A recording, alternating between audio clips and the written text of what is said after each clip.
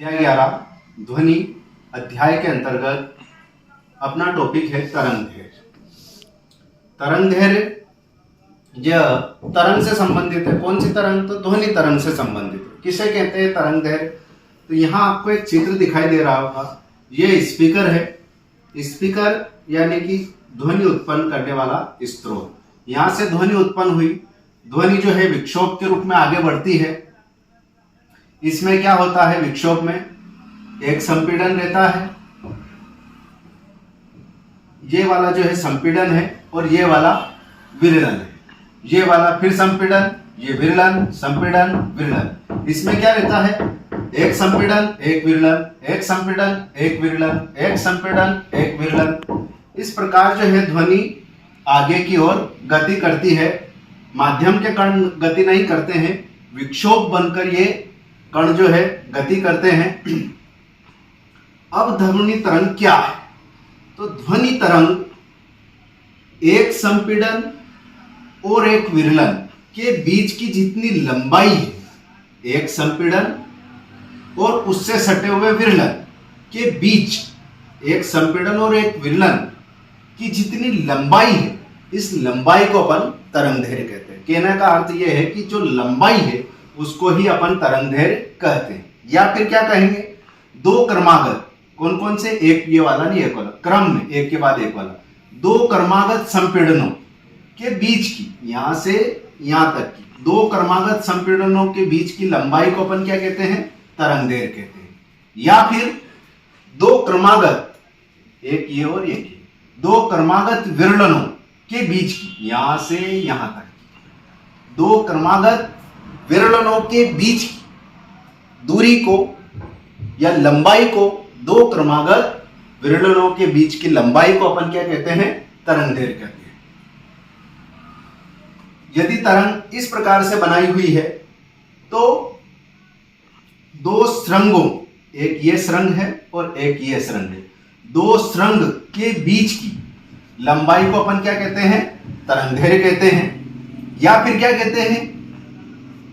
कोई तरंग एक दोलन पूर्ण करने में जितनी दूरी तय करती है उसको अपन तरंग दैर्घ्य कहते हैं।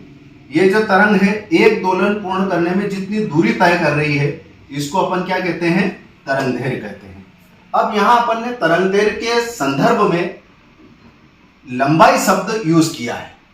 तरंग दैर्घ्य के संबंध में लंबाई शब्द का उपयोग किया है कि दो क्रमागत संपीड़नों या दो क्रमागत विरलनों के बीच की दूरी को अपन, के बीच की लंबाई को अपन क्या कहते हैं? तरंग दैर्घ्य कहते हैं।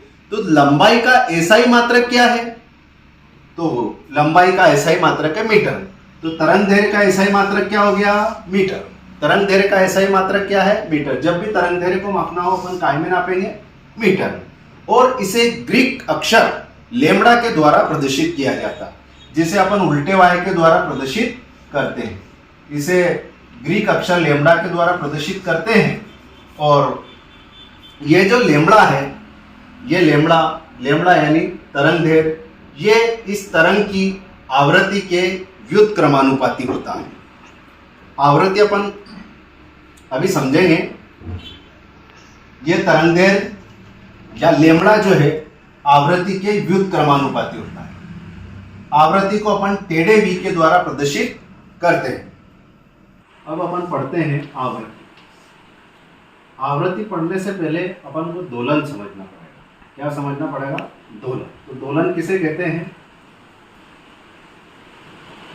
एक संपीड़न और एक विरलन दोनों मिलकर बनाते हैं दोलन। एक कौन सा भी एक संपीड़न ले लो, एक विरलन ले लो, मतलब एक क्रमागत एक के बाद एक आने वाला, एक संपीड़न और एक विरलन दोनों मिलकर बनाते हैं दोलन। अब मान लो कोई बिंदु यहां आपने पॉइंट कर दिया, एक बिंदु यहां पॉइंट कर लिया अपन ने, तो इस बिंदु से एक सेकंड में कितने दोलन गुजरते हैं उनकी संख्या को अपन आवृत्ति। एक सेकंड में गुजरने वाले, किसी निश्चित बिंदु से गुजरने वाले दोलनों की संख्या या तरंगों की संख्या को अपन आवृत्ति कहते हैं। यदि इस तरंग में देखें अपन, तो एक तरंग को अपन यहां से यहां तक मानते हैं, तो एक निश्चित बिंदु से गुजरने वाले पूर्ण दोलनों की संख्या को अपन आवृत्ति कहते हैं। एक बिंदु से गुजरने वाली पूर्ण तरंगों की संख्या, आवृत्ति मतलब संख्या है, किसकी संख्या? तरंग की संख्या। एक निश्चित बिंदु से गुजरने वाले पूर्ण दोलनों की संख्या को अपन क्या कहते हैं? आवृत्ति कहते हैं। आवृत्ति के बारे में यह कहा जाता है कि कोई घटना कितनी जल्दी जल्दी घटित हो रही है उसे अपन आवृत्ति के संदर्भ में दर्शाएंगे। मान लो किसी ढोलक को अपन पीट रहे हैं, तो जितनी जल्दी जल्दी ढोलक को पीटेंगे उसकी आवृत्ति उतनी ही ज्यादा होगी। आवृत्ति का मात्रक हर्ट्ज है, आवृत्ति का एसआई मात्रक, यानी आवृत्ति का छोटा मात्रक, छोटा एसआई मात्रक हर्ट्ज है, और बड़ा एसआई मात्रक मतलब आवृत्ति ज्यादा है तो आवृत्ति का बड़ा एसआई मात्रक किलो हर्ट्ज है। इस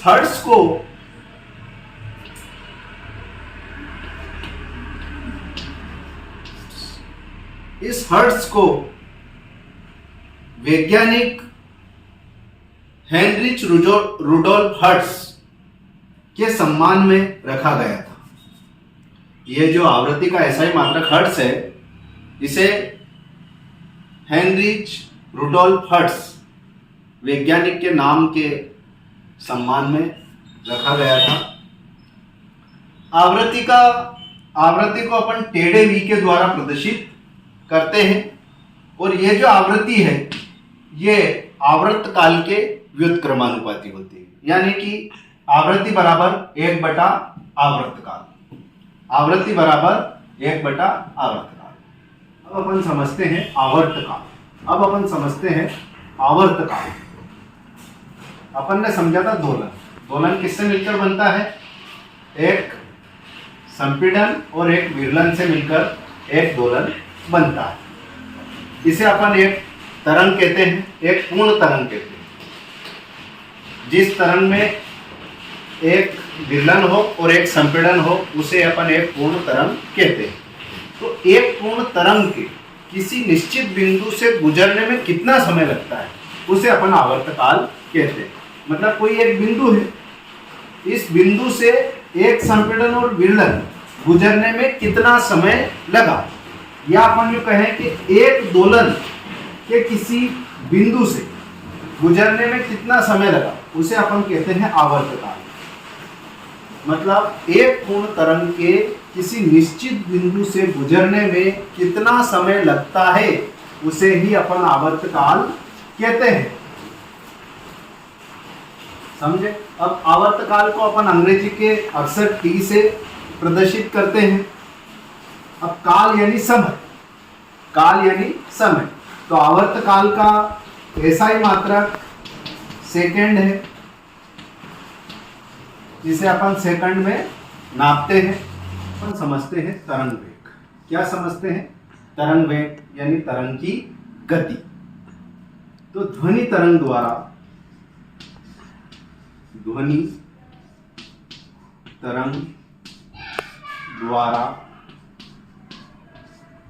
1 सेकंड में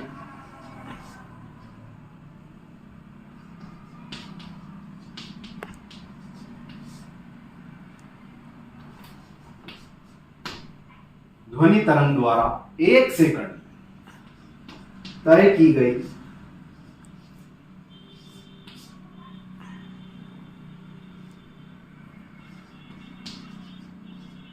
दूरी को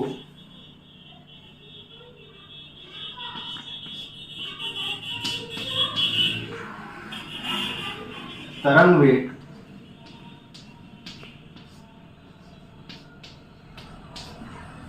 कहते हैं।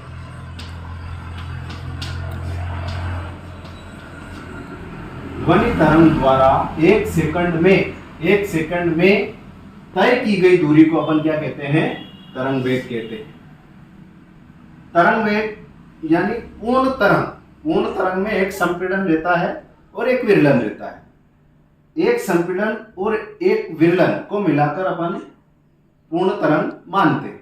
तो उस तरंग के द्वारा 1 सेकंड में कितनी दूरी तय की जाती है उसको अपन तरंग वेग कहते हैं।